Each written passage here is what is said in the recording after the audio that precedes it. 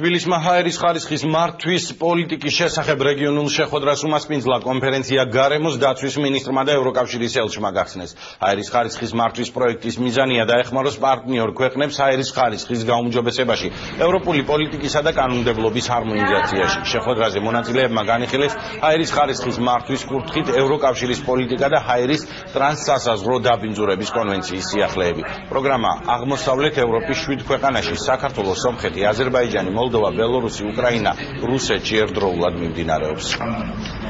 მოხარულია რომ ჰაერიც გახდა თემა, რომელიც დაიძრა, როგორც იქნა არსებითაც და ევროპული კანონმდებლობის შესაბამისად. დარწმუნებული ვარ, ეს პროექტი იქნება წარმატებული და მოიტანს ზუსტად ხეს შესახებ რეზულტატებს, რომლისთვისაც დაიწყო საერთოდ.